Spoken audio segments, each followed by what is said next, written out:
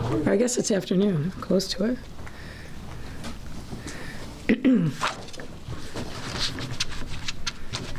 Find my remarks. All right.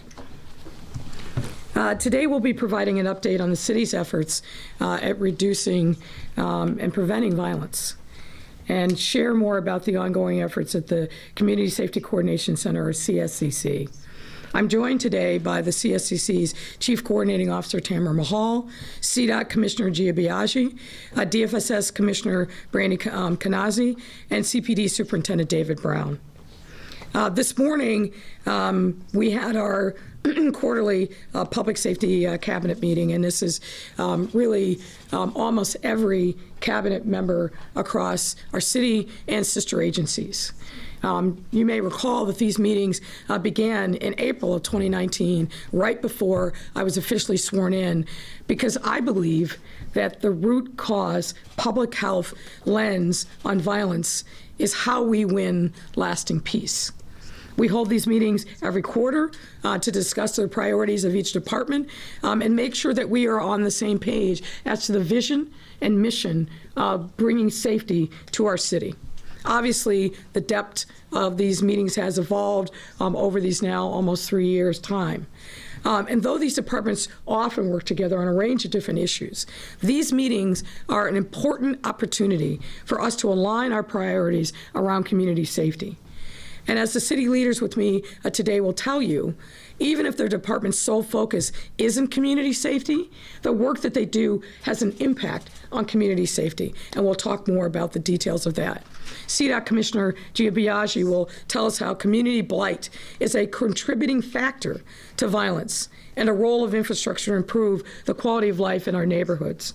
And DFSS Commissioner Brandy Kanazi will talk about her department's work to connect youth and adults to career opportunities and other services. And both of these departments are playing a critical role, not only in implementing ARC, but in the infrastructure dollars that will come down the line. This meeting is but one demonstration of our whole of government approach to violence and prevention and reduction. And I will tell you, it was probably one of the best conversations that I've been in. Very rich, very interactive, a lot of innovative suggestions and ideas that we will be working to implement. So I thanked the entire cabinet, one and all, and the deputies that were on the call. This is how we get things done and move forward in a positive, comprehensive, concrete way to address community violence. While CPD and law enforcement partners focus on daily accountability for themselves, but also for the individuals out in our communities that are wreaking havoc with violence, the work of city departments and my administration is also focused on providing investments and supports to address the root causes of crime. I'm a broken record on this. We cannot just arrest our way out of this problem, but we can invest our way out of this problem for the long haul, and we're very focused on doing just that. One of the latest ways in which we are doing this is through the CSCC. For those of you who don't remember, we launched the CSCC in August of 2021, utilizing the best practices that we learned from our citywide COVID-19 response. Now, some may be saying, wait, COVID and community safety, those are apples and oranges. Well, in some ways, yes, but in some ways, no. And let me tell you about why we think there are lessons learned from how we have worked as a city and with our community partners to mitigate COVID that make absolute sense in the context of community violence. And Tamara will expand on that. But let me just say, the CSCC's operations and programming are designed to reduce violence using evidence-based practices, sound familiar from COVID, that require cross-sector coordination, same as our approach to COVID, across city departments and agencies to respond and address violence. We are one of the few cities, and I would say the only one, that is doing it at this scale. And it's really building the muscle memory for us to adequately respond to violence and trauma that plagues our communities in the short term, like what we did in support of the family and community of Little Village when the unfortunate murder of Melissa Ortega happened, but also building that muscle memory for the long term and making sure we're supporting our community partners in their aspirations for working and building lasting peace. We know that decades of disinvestment and systemic racism across governmental policies led to the degradation of the physical built environment in too many of our communities, prevented opportunities for education and long-term stable employment, and resulted in a perpetual cycle of trauma for Black and brown communities that persists and is deep to this day. The CSCC works along other city departments to rebuild and beautify the physical built environment of these communities, create a thriving economy with abundant opportunities for education and employment, and to meaningfully support our residents in addressing their individual and family needs. And this work, as I said, has been ongoing since last August, and we have learned a lot and have implemented concrete strategies to move this work forward, and more that we will announce over the coming days and weeks. That's a tease, but I won't tell you all the details. I'll save some of that. One of the critical components to the CSCC is its engagement with communities and organizations, including everything from healthcare to faith-based organizations, local businesses, to inform our response to violence. We are not doing our job if we're not responding to the unique circumstances in the neighborhoods that are most violence-plagued and listening to the indigenous residents and the stakeholders who are at this work every day and have been, in many instances, for a lifetime. We owe it to them to listen and to make sure that we are reflecting their realities in the work that we are doing. There will be a symposium for community leaders and providers in mental health, substance use, and violence prevention to discuss and plan for a trauma-informed approach to violence reduction in communities highly impacted by violence. And I should say, to build on the work that's already been done. A 3-day trade show that will connect 3,000 graduating seniors with the necessary information and tools to explore a career in the trades. And in a few moments, you'll hear from Tamara Mahal, who will go into further detail on these events and other work of the CSCC. And before I close, I want to speak directly to residents who continue to live in fear in communities plagued by violence. I know, here and in my head and in my heart, that the challenges facing our city are steep, and at times the situation can feel hopeless. But I promise and I commit that the full weight of city government is committed every single day to making life better for everyone in our city, and particularly those in our vulnerable neighborhoods that are feeling and have borne the weight of violence for way too long. I want you to know that we see and hear you, and that we will hear you even more. We learn from you, but importantly, we're here to serve you. Your voice and your lived experiences are an invaluable tool to inform our work. Next up, I will call up Tamara Mahal, who was instrumental in the city's COVID-19 response and leading our vaccine operations, community engagement, and distribution operations. Tamara has gratefully agreed to serve in another capacity, and which is leading the work of the CSCC, for which she is eminently qualified. She displays a tireless commitment to advancing equity, implementing community-driven strategies, and expertise in solving complex problems. And I just heard from someone this morning, so I'm going to embarrass her a little bit, what a joy it is to work with her. She's determined, she is focused, and she is getting the work done, which is not easy. As someone said to me, doing the people's work is not easy. And Tamara, every single day, is doing the people's work. So, Tamara, please.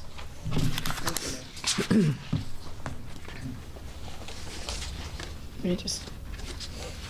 Thank you. Thank you, Mayor. I'm Tamara Mahal. I'm the Chief Coordinating Officer of Community Safety for the Mayor. And I do want to start by thanking Mayor Lightfoot for her leadership and understanding that when you face issues that are as complex as violence and community safety, you need to commit and dedicate the resources and staffing to support the coordination necessary to support the community. So thank you, Mayor. The COVID-19 pandemic taught us that when government uses a data-driven, evidence-based approach, and most importantly, deeply partners with community, we're able to create and implement equitable and impactful programs. The Community Safety Coordination Center is designed based on that success. We are working with community organizations in violence prevention, healthcare, social services, our education partners, and restorative justice to develop community safety strategies that are centered on the needs of communities. Representatives from our infrastructure, social services, and public safety departments, the majority of which are not just dedicated public servants, but also residents living in the very communities that they are trying to help, are working hard to support these community-driven strategies, breaking silos across their departments, and providing the comprehensive resources needed to provide a truly whole-of-city approach to support our communities. The partnership between our community organizations, and I just want to take a second to thank our partners at Enlace, New Life Christian Center, North Lawndale Community Coordinating Council, Teamwork Inglewood, and the Garfield Park Right to Wellness Collaborative, along with our partners in faith and other areas, have helped us to identify the efforts that are needed to address violence and community safety issues, not just in the long term, but also in the near term. Knowing that we need to combat the perpetual cycle of trauma in communities of color faced in Chicago today, we are working with community partners and providers in mental health, substance use, and violence prevention to implement a trauma-informed response to violence. Knowing that when neighbor relationships are strong, their blocks are better cared for, and they are more willing to intervene on each other's behalf, we are working to expand our support and resources for Black clubs and build a safer environment. Knowing that our youth need educational and career opportunities during and after high school, we're working across departments on a variety of youth programming, but soon a 3-day youth trade expo that will connect youth who need additional supports and identify opportunities with our trades and our unions that may benefit them following high school. Knowing that justice-involved individuals need better pathways to employment, mental health services, and housing, we're establishing coordination mechanisms at the community level that allow for those pathways to exist between law enforcement, social services, violence prevention, and criminal justice partners. Knowing that social media has a role in shaping real-life interactions and leading to violence, we're working with our community partners to develop anti-violence marketing campaigns across the city that will increase individual and collective responsibility for violence. And our hope is to decrease disrespectful online behavior that we know often leads to those real-life interactions. And knowing that improvements in the physical environment contribute to a healthy community ecosystem with reduced levels of violence, we will improve the streetscape and proactively create safe spaces to live, work, and play. To tell us more about that important work occurring on behalf of our infrastructure departments, who have been great partners to us in this effort, I am happy to introduce Chicago Department of Transportation Commissioner Gia Biaggi.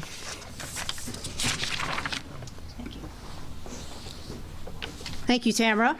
Thank you, Mayor, for your galvanizing this really, what is an incredible initiative, bringing the whole of government to the table to make improvements on our challenges with violence. So I'm here as Commissioner of the Department of Transportation, but I represent a cohort of infrastructure departments that are putting what we know how to do in service of keeping our streets free from violence.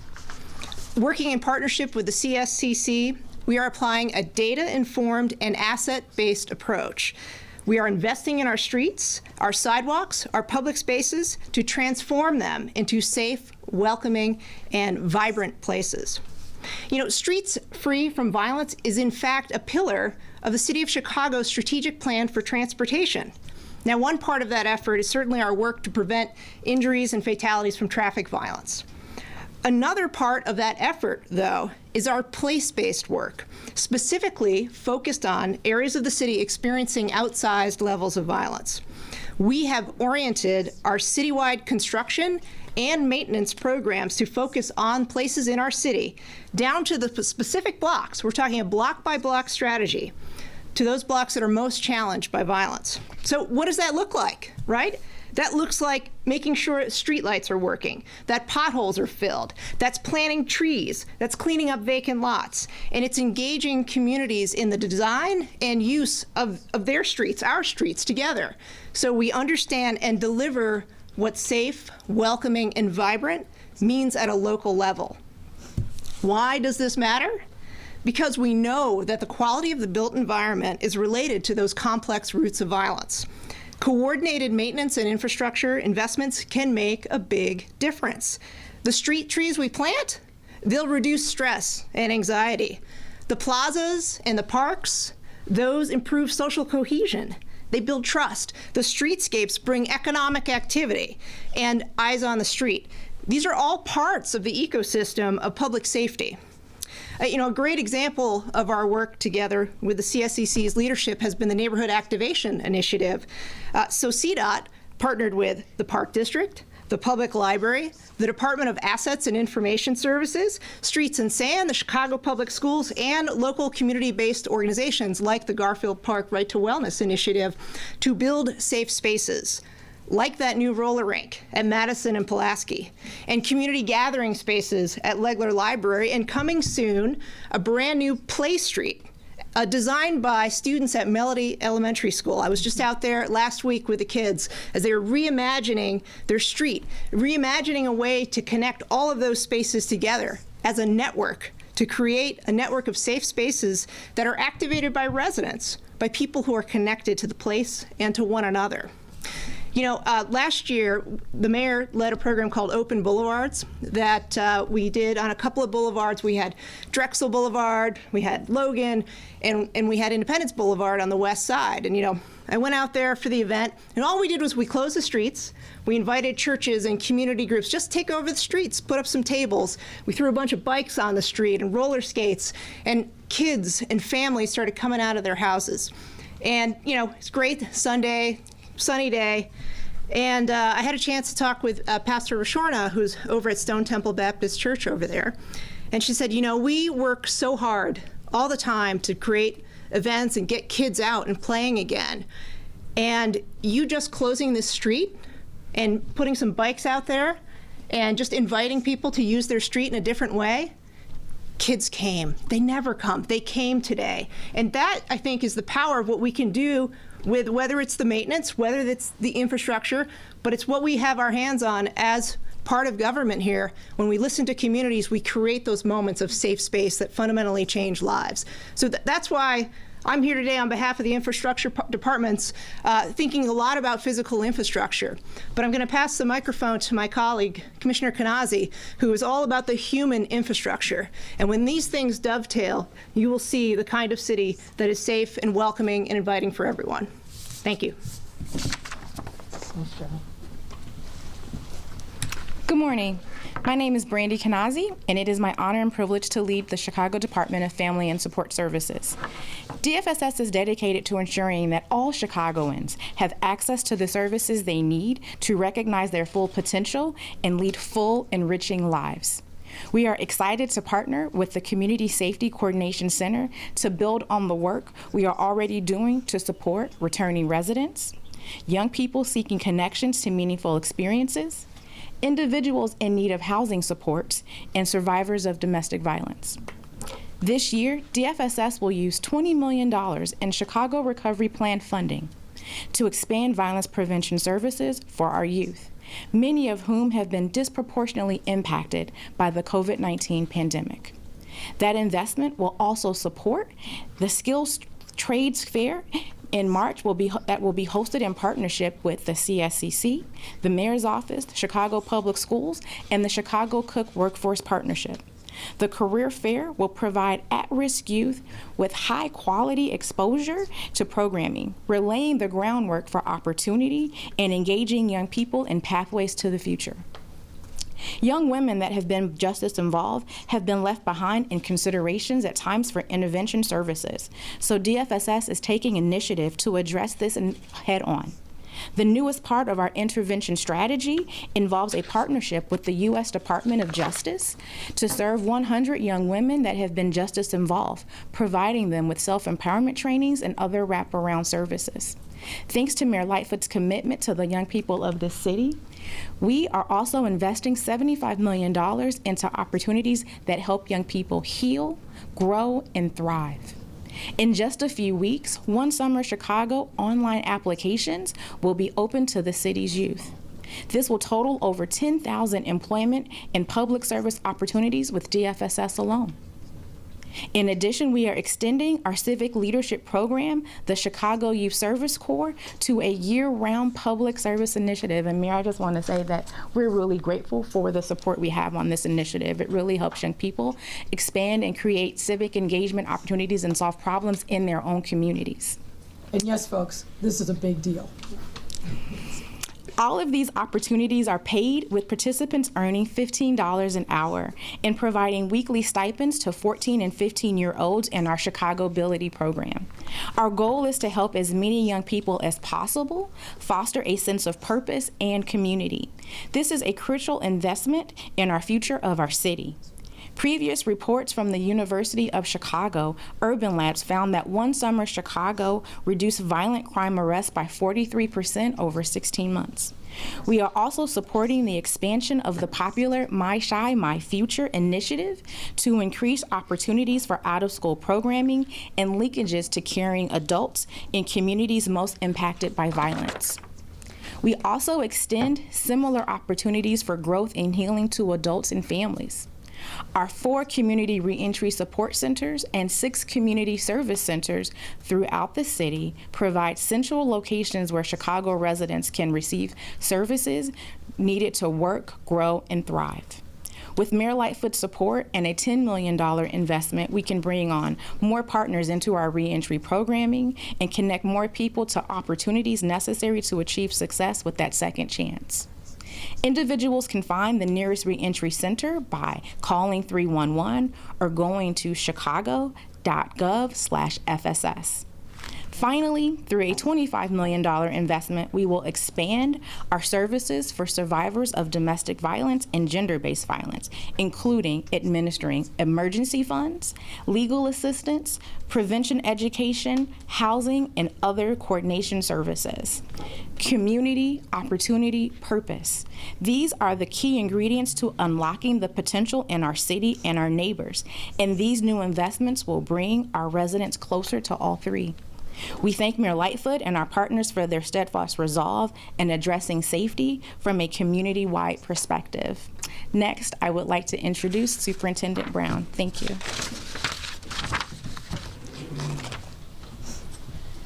Thank you, Commissioner Kanazi and Biaggi, and thank you, Tamara and Mayor. Thank you very much. So you often hear, what's the plan? What's the plan? What's the plan for public safety? Well, visibility is part of the plan. So is engagement part of the plan. But as you see, collaboration across city departments to include our stakeholders in the community is the plan. For the Chicago Police Department, the plan also includes our 5-point+1 plan, which includes reform. It includes community engagement. It includes officer wellness, as well as improving our investigations and public safety enforcement. So that's the plan. When you hear the question, what's the plan, what's the plan, what's the plan? Just a little bit of a status report of public safety today. As of today, shootings are down 5%. Year to date, carjackings are down 10%, and homicides are down 1%. Homicide clearance rates are at 58%. And we see 1,645 guns from the streets of Chicago. Public safety is fundamentally connected to public health, and both remain our top priority. But that requires taking a good long look at the city's public safety picture for an informed, collaborative approach. That's why the Chicago Police Department works with city partners and community stakeholders at every level to address the root causes of crime and violence. That's also the importance of the Community Safety Coordination Center, also known as CSCC. The center sits at the intersection of violence prevention and community empowerment, connecting residents to all city resources. Law enforcement is only a piece of the puzzle. Thoughtful and robust community engagement is another. Some of the City of Chicago's Police Department's effort include our Neighborhood Policing Initiative. As a part of this effort, 150 District Coordination Officers, or DCOs, work with community members to identify and de-escalate issues before they become more serious and potentially violent crimes. This is one of the ways we are getting officers out from behind desks, out of their squad cars, and out into the community. The Neighborhood Policing Initiative is in 10 of our 22 districts, but we are working to expand this initiative citywide, as well as implement a new 160-hour training for our DCOs. We also have liaison officers in every district for outreach for historically underrepresented groups across the city. Chicago Police Department understands it takes a not only whole of government approach to improve public safety, but it also, I want to be clear, that the men and women of the Chicago Police Department stand vigilant in confronting crime in all forms. One crime is one too many. And let me say it again, the Chicago Police Department will be relentless in pursuing and holding anyone accountable for committing crimes or engaging in illegal activity. That includes carjacking and organized retail theft crimes, as we've seen. And as you know, the city has experienced an uptick in these areas in recent months, but our collaboration is netting results. Looking at vehicular hijackings, as I mentioned, they're down 10%. Our organized retail theft task force has focused on bringing crews, these organized retail smash and grab crews, to justice, charging them with the highest charge that we can for these crimes. We're working collaboratively on both fronts. Both carjacking task force works regionally across the city, as well as to our suburbs, as well as our organized retail theft task force works across the state, and many times across state lines in the black market where these stolen goods are sold. The department has made major arrests thanks to this tireless effort and key relationships with agencies like BACP and our neighboring law enforcement agencies, and more importantly, the business community. This private-public collaboration proves that what happens when we work together can be effective. But a complete law enforcement approach is not a one-size-fits-all solution. Dealing with the consequences of crime is one thing, but we have to address the root causes or the origins. That's why the meeting we had today, our Public Safety Cabinet meeting that listened to the Community Safety Coordination Center's report, is so important. Public safety is about all of us, and we all have a part to play in stopping violence. And now I'll turn it back over to the mayor to take a few questions. Mayor. Thanks a lot, Mayor. We'll kick it off with Alex Nitkin from the Daily Line. Go ahead, Alex. We have off-topic questions. I don't know if you want to come back to me. Anyone with on-topic questions? All right. Over here. Try. Yeah, I'll let my colleagues do the heavy lifting, but Thank you for caring. Mayor, first I want to ask about the public engagement. I know that there are groups, as you said, that have been doing this kind of work for decades, and they are involved. But we have occasionally heard complaints from some people in neighborhoods that say, but our voices, we're not part of that group that knows how to do the grants and everything like that. Right. And how do those people who aren't the establishment that's been there for the decades also get their concerns or maybe their ideas heard? That's a great question, and it's something that I care deeply about, and I'm going to answer it, I guess, from a couple different vantage points.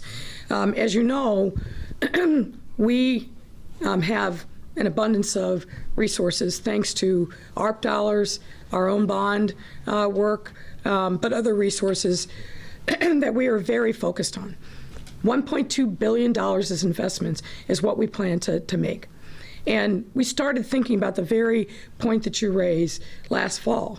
And my first trip to Washington to talk to the ARP czar, Gene Sperling, but also thinking ahead to infrastructure, but really focused on ARP, I raised the question of how do we make sure that these dollars get down to the block level, particularly because the Treasury compliance requirements are intense, and they require you to have a CFO, an audit team, administrative. And we know that a lot of the community-based organizations who are great at doing the work, they don't have that kind of back office infrastructure.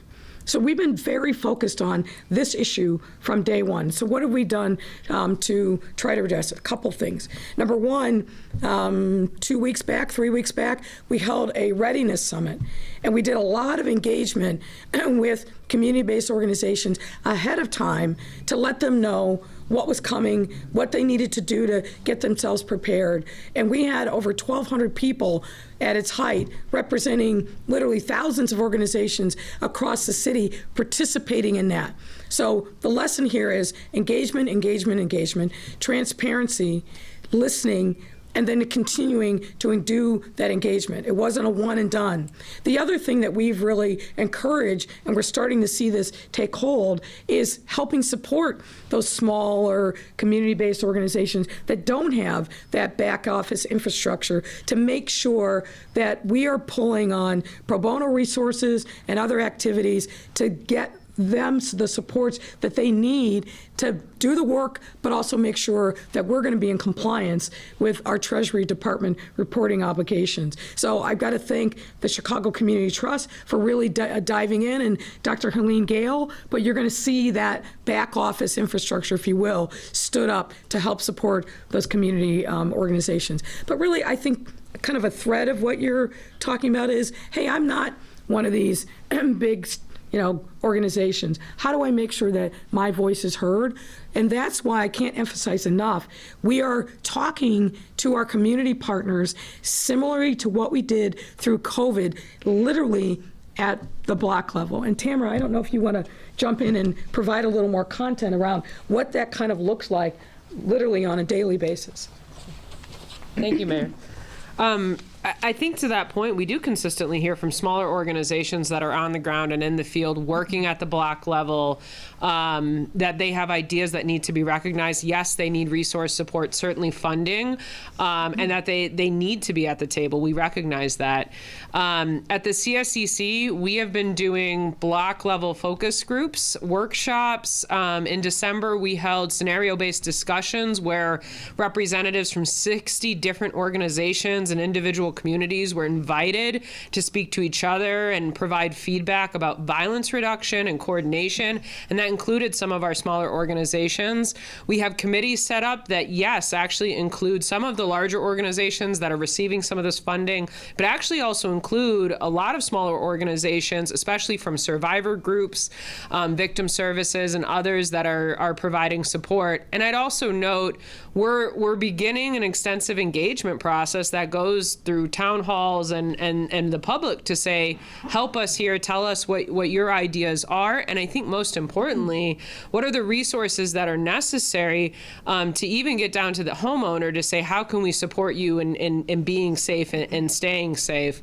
For us, that's a multi-layered engagement strategy. And one thing I'll note that I think is different about the city's approach around this is the actual hiring of staff who are specifically working in our communities to go door to door, funded by foundations and community partners, to actually be able to solicit and work with that, who have a direct line back to the CSCC, not only to provide feedback on those strategies, but importantly, to say, I need resources. Yes, sometimes that's funding, but the government's also here to provide other types of resources, and you would be surprised the amount of trust we can build by when a smaller organization says, hey, I'm having an event and I need a portable toilet, and the government comes through and says, yeah, we can support that. How much trust trust that can build and how we can engage with them on that level that leads to those productive conversations and helps us to guide our strategies. Charlie, NBC. Thank you. My question is for the superintendent. A lot of this seems to be talking about building relationships, building trust, but in wake of the OIG report yesterday that still suggests there's discrepancies in the way that people are treated because of their race and because of their ethnicity. How do you hope to build that trust, especially in the most affected communities? So let me correct you a little bit on the premise for your question. So the OIG report actually specifically said they did not see disparities in the analysis of the data from 2017 to February 2020 as relates to race. It specifically outlines that. But what it did outline, this was specific words out of the OIG report. By quote. So correct that. But what it did outline that's important, I think, is number one, we're on the right track as it relates to the progress we've made in the consent decree since February of 2020. We've made significant progress by way of policy improvements. Training at that point in February 2020 was 0 for officers. Mandatory training since then, every officer is required to complete 40 hours of training annually. In addition, at that point during this analysis, 17 to 2020, we had not come into compliance as it relates to our use of force policies.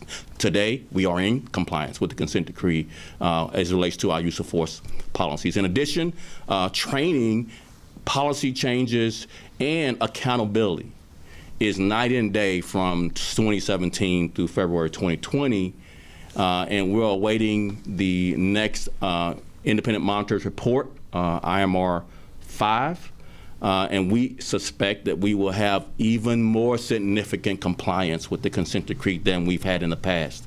And lastly, at that point during this analysis, I think our compliance level was 11% with the consent decree.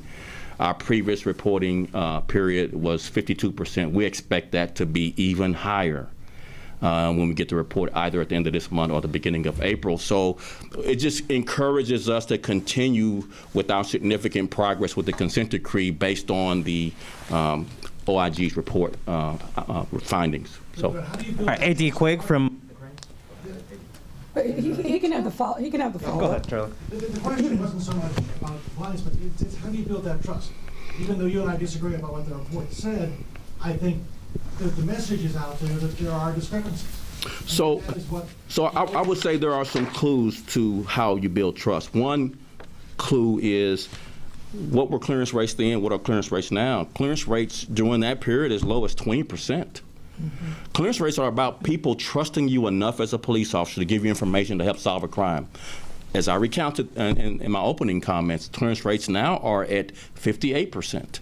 The number of homicides cleared last year was a 19-year high number. We are higher than that this year, on pace to be higher than the 19-year high that we had last year. So I think one of the clues about building trust is, are your clearance rates improving? Because that speaks to people trusting you enough to help you with information to help you clear crimes. So hope that answers your question. Thank you, sir. Yep. AD. Mayor, this question's for you. What are your requests from legislators for I'm sorry. Yeah. I'm just having a hard time hearing you. What are your requests from legislators for anti-crime legislation in Springfield? We've seen some stuff come out about organized retail theft. Have you made any headway on electronic monitoring and court release changes? We continue to engage with our Springfield partners. We've made it very clear to them what our priorities are, electronic monitoring obviously being one of them, ghost guns being another issue that, frankly, I'd love you and the media to talk more about, because I think it is a very clear, dangerous threat to public safety to have these unserialized guns that can literally be made in a kit at home. I think we've got to challenge not only the producers and manufacturers of these weapons. The other thing that we are very focused on, and I don't want to get ahead of ourselves, but we're seeing a lot of things happening on social media platforms that are a direct threat to public safety. Whether it's the beefs that start that then translate into violence on the street, whether it's the illegal sales of weapons on these social media platforms. So again, I'll speak more about that in the coming days, but that's something that we're also talking to our Springfield partners about. But I feel comfortable with the direction that the package is moving in, and as I said, we're very much engaged with our partners in Springfield. We sat down before the session even began, myself with Speaker Welch and with President Harmon, to kind of lay down our list of priorities. And I know that they understand them, and they're going to be working hard with us to make sure that we get meaningful legislation over the finish line this session before they adjourn for the election. Thanks, Mayor. Craig Wall, ABC. Mayor, one question for you and then one for the superintendent. If we look at the CompStat numbers, they show year to date that every area of crime is up except for shootings, which is only down slightly. How does community partners? I don't think that that's I just correct. looked at the latest ones on there, and I'm going to trust what the superintendent tells me. I'm going to trust what I hear at my weekly meetings. Let me just finish. So I just don't think that's factually correct, but go ahead. Well, this was compared to last year at this point. Yeah, and you just heard from the superintendent. We track week over week comparatively, and we track month over month, and we track year over year. Yeah, well, the CompStat numbers that are out, the latest ones on CPD's website, do not reflect that.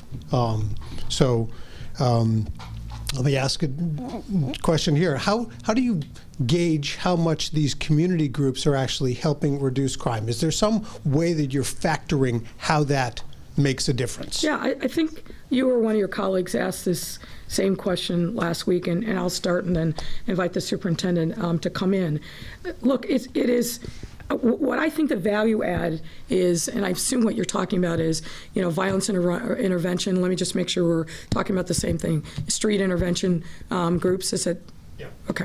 I just want to make sure we're talking about the same thing. I think the value add is significant. Number one is, in many instances, these are individuals themselves that have grown up in those communities and previously been in the life. And so when they intervene and work with young people, they bring a level of credibility to the work that no sworn officer or anyone else is going to have, because they've walked the walk. And now they're saying there's a different way. Here's the off-ramp. Let us help you do that. That is tremendously valuable. And I think study after study that's looked at these models as they've evolved over the last 10, 20, 15 years, I think really speak to that issue. The other thing that I think is important is working in conjunction with organizations, these men that I walk the street with, and are mostly men across the city, is they provide information about a brewing conflict at a very granular level that helps us diffuse that conflict using a lot of different tools, some of which is law enforcement, some of which is, I would call, more soft power tools that we can use in communities. So for my money, and it is our money, we've invested heavily in this work over the course of our 3 budgets, and significantly this year. The value add is really significant. And we will continue to make sure that we work with those partners, hold them accountable like we do anybody else, because these are our taxpayer dollars.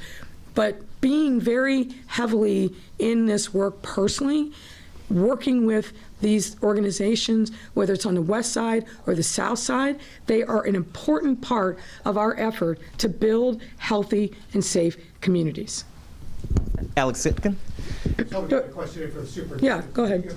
Superintendent, can we just get some updates? Make sure that we give 2 questions and follow up from you on these recent attacks on the Red Line and the CTA, and if you've got anything to tell us about the 12-year-old who was shot yesterday. Sure. And let me take also an opportunity to talk a little bit about the data that you recounted a little differently than the way you asked. So again, shootings are down 5%, carjackings are down 10%, and homicides are down 1%. That's this point this year compared to this same point last year. What you recounted is mostly property crime has taken an uptick after a historically low 5 years of decline in property crimes. Property crimes is uptick this year compared to last, but still below 2019's property crimes. So we still are tracking in opposite directions, property crime historic lows, like a 55-year low in property crimes versus gun violence. Obviously, the last 2 years being significantly up, similar to the mid-1990s. And that diagnosis is important for you to report so we don't take the wrong prescriptions, because many people want to prescribe mass incarceration again for what we are experiencing now.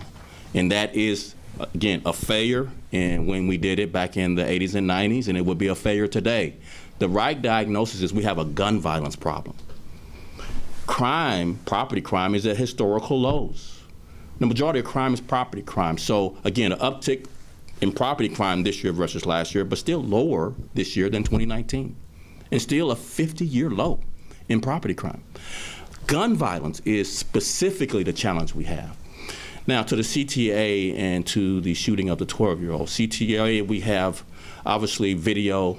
There's great video on this particular incident. We are following up on leads. We feel confident that we'll be able to identify this offender in some way or another. We do need the public's help. Anyone that knows anything about this particular crime on the CTA, please come forward. There is a up to $15,000 reward for you, and you can remain anonymous. Secondly, the 12-year-old that was shot, unfortunately, on yesterday evening, it was after celebrating her birthday, leaving her birthday dinner. The Chicago Police Department will bring the full force of this department to solve this crime. This was heinous, reckless, senseless, and the gangs involved, and you know who you are, we're coming after you. We're coming after you. We want to send a strong message to these violent offenders that this won't be tolerated in the city of Chicago, and that there will be a price to pay in the criminal justice system for you. So the full brunt of every resource we have will bear down on the gang responsible for this. Officers will work around the clock. Homicide detectives will be relentless in solving this crime. We'll again solicit the public help.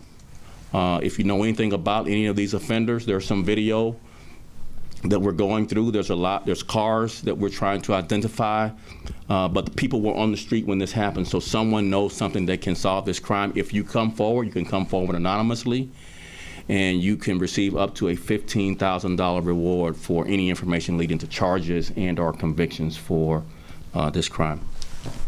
Alex from Daily Eye. Hi, Mayor. I wanted to ask about the Inspector General search process. We're coming up on 5 months without a permanent IG. Why has the process been taking so long? When should we expect you to come out with a name of a nominee? And is it damaging to the credibility and independence of this office to go so long without a city council confirmed watchdog? No, let me take your last of your 4 questions first. 1 3-part. Okay, fine. Interesting math. Look, we need to find the right leader for the Inspector General's office. I believe very, very strongly in the importance of the Inspector General. The office has to be strong, it has to have a great leader, and it needs to be independent. As you well know, there is a committee that has been hard at work, some appointed by the city council, members that are appointed by myself, and the leader of that is someone that I think has tremendous integrity. Peggy Daly is a lawyer, a very experienced investigator herself, has served on the Cook County Board of Ethics for a number of years. I met her years ago when we were young lawyers, but I really got to know her well when we worked together on the BGA board. So it's interesting, I've seen some of the BGA commentary about critical of the process of one of their former board presidents. So just factor that in. They're hard at work. The process is coming to a conclusion, and once I have the opportunity to meet with the finalists, which I anticipate happening relatively soon, then we'll be making a recommendation to we'll be making a recommendation to the city council. But this is a really important position, and it's important that we get it right and not interfere in the screening committee's work. And they've done, I think, a terrific job, and we'll be announcing what we can announce as quickly as possible. Thanks, Mayor. That's a wrap. Thank you, everyone. Let him follow up his question. presented you with the list of finalists, and now I didn't say that. I said that they've been hard at work, and that when we have something to report, we will report it as quickly as possible. Thanks, Mayor. Thank you. Thank you. All right.